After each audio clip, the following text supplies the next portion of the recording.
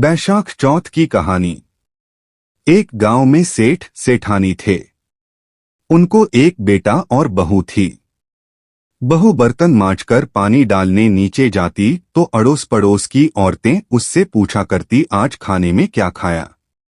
तो वह कहती, बासी कुसी तरबासी। एक दिन जब वह बर्तन मांजकर पानी फेंकने गई तो रोजाना की तरह औरतों ने पूछा कि आज क्या खाया, तो फिर उसने यही जवाब दिया, बासी कुसी तरबासी। उस दिन सेठ के बेटे ने नीचे उतरते हुए उसकी यह बात सुन ली और मन में सोचने लगा, अभी तो यह ताजा भोजन करके आई है, फिर भी इसने दूसरों को बासी कुर्सी क्यों बताया।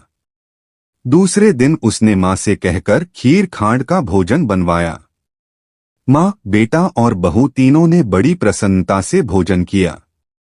बहू बर्तन मांजकर पानी को नीचे डालने गई तो पीछे पीछे उसका पति भी गया। आज भी हमेशा की तरह औरतों ने पूछा, आज क्या खाया, तो उसने वही जवाब दिया, बासी कुर्सी तरबासी। उसके पति को बहुत गुस्सा आया, आज तो मेरे सामने खीर खांड का भोजन किया है, फिर भी यह औरतों को बासी कुर्सी बता रही है। इसमें क्या रहस्य है? इस बात को समझने के लिए वह रात का इंतजार करने लगा। जब रात हुई और यह कमरे में आई तो उसके पति ने पूछा कि आज तूने खीर का भोजन किया, फिर भी पड़ोसी औरतों को बासी कुसी क्यों बताया? तब बहू मुस्कराकर बोली कि आपके दादा परदादाओं की कमाई है, तो वह बासी कुसी हुई या नहीं। यह सुनकर पति ने परदेस जाने की सोच ली तथा सुबह उठकर माँ से बोला, माँ, मैं कमाने के लिए परदेस जा रहा हूँ। माँ ने कहा, अपने पास बहुत धन है बेटा, तुझे परदेस जाने की क्या आवश्यकता है। लेकिन बेटे के जिद करने पर माँ ने परदेस जाने की स्वीकृति दे दी। वह कमाने के लिए परदेस चला गया। वहां उसे एक सेठ के यहाँ नौकरी मिल गई। कुछ ही समय में वह सारा काम काज करने लग गया। सेठ अपना सारा कारोबार उसे सौंपकर स्वयं तीर्थ यात्रा करने चला गया। इधर सास ने बहू से कह रखा था कि दिए की बुझावे तो चूल्हे की मत बुझाना, और चूल्हे की बूझ जावे तो दिए की मत बुझाना। लेकिन एक दिन दोनों अग्नि बुझ गई तो बहू पड़ोस में अग्नि लेने गई। उसने देखा कि वहां पड़ोस की औरतें किसी माता का पूजन कर रही है। यह देखकर उसने पूछा, आप किस माता का पूजन कर रही हैं? मुझे भी बताओ कि यह किसका व्रत है तथा इसके करने से क्या फल होता है। तो उनमें से एक बोली, हम चौथ माता का व्रत और पूजन कर रही हैं। इसे करने से बिछुड़े का मिलन होता है, निपुत्री को पुत्र प्राप्त हो जाता है। इस पर बहू ने कहा कि मेरे भी पति को परदेस गए काफी समय हो गया है, मैं भी चौथ माता का व्रत करना चाहती हूँ, लेकिन मेरी सास मुझे बाहर आने ही नहीं देती, तब मुझे कैसे पता लगेगा कि चौथ का व्रत कब है। इस पर औरतों ने कहा कि तुम रोजाना एक डिबिया में गेहूं का दाना रखती जाना, जिस दिन 30 दाने पूरे हो जावें उसी दिन व्रत रख के शाम को चौथ माता की पूजा करके चंद्रमा को अर्घ्य देकर फिर खाना खा लेना। साहूकार की बहू कहे अनुसार व्रत करने लग गई। व्रत करते करते काफी समय बीत गया। इधर चौथ माता ने सोचा कि यदि इसकी नहीं सुनी तो चौथ माता को कोई नहीं पूजेगा। तब चौथ माता ने साहूकार के बेटे को सपने में जाकर कहा कि साहूकार का बेटा सो रहा है या जाग रहा है। उसने कहा, न सो रहा है न जाग रहा है, चिंता में पड़ा है। इस पर चौथ माता ने कहा कि अब चिंता छोड़ और तेरे घर जाकर सबकी सुध ले। उसने कहा कि मैं कैसे जाऊं, मेरा कारोबार बहुत फैला हुआ है। तब चौथ माता बोली, सुबह उठकर नहा धोकर दुकान जाकर चौथ बिंदायक जी का नाम लेकर घी का दीपक जलाना, तेरा सारा काम सुलझ जाएगा। सुबह उसने वैसा ही किया। देखते देखते सारा हिसाब किताब हो गया और उसने घर जाने की तैयारी कर ली। घर को रवाना हुआ तो रास्ते से एक सांप जा रहा था, तो उसने सांप को सिसकार दिया।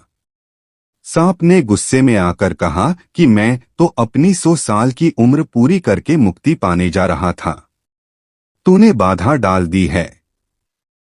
अब मैं तुझे डसूंगा। इस पर साहूकार के बेटे ने कहा कि मैं 12 साल से मेरी माँ व पत्नी से मिलने जा रहा हूँ, उनसे मिलने के बाद 10 लेना। तब सांप बोला कि तू घर जाकर पलंग पर सो जाएगा। तब उसने कहा कि मैं अपनी औरत की चोटी को नीचे लटका दूंगा, उस पर चढ़कर आ जाना। घर पहुंचा तो वह उदास था। बेटा कुछ बोला नहीं, लेकिन उसकी औरत होशियार थी। सब बात पता करके उसने कमरे की एक सीट पर दूध, दूसरी पर चूरमा, बालूरेत, इत्र, फूल आदि 7 सीढ़ियों में 7 वस्तु रख दी। आधी रात को फुफकारता हुआ सांप आया और सभी वस्तुओं का आनंद लेकर खुश हुआ, लेकिन वचनों से बंधा हुआ था। सो डसना तो था। चौथ बिंदायक जी ने सोचा कि इसकी रक्षा नहीं की तो कलयुग में अपने को कौन पूजेगा। चौथ माता तलवार बनी, विंदायक जी ढाल बने, और जैसे ही सांप डसने लगा तो उसे मार दिया। साहूकार के बेटे को नींद नहीं आ रही थी। सांप के मरते ही उसने अपनी पत्नी को उठाया और चौपड़ पासे खेलने लगा। सुबह देर तक बेटा बहू उठे नहीं तो माँ ने कहा, बेटा बहू अभी तक क्यों नहीं उठे।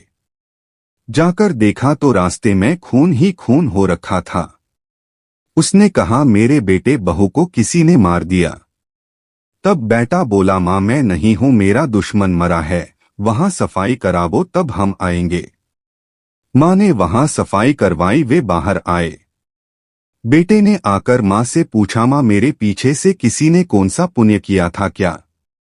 तब माँ ने बहू से पूछा, तूने क्या किया छूटा सच्चा। मैं तो बहू को 4 समय का खाना देती थी। तब बहू बोली कि मैं महीने में से एक दिन सुबह का खाना पानी भरने वाली को देती, दूसरी बार का गाय के बछड़े को खिलाती, तीसरी बार का पीछे के आंगन में गाड़ देती और चौथी बार का पूजा करके चंद्रमा देखकर फिर खाती थी।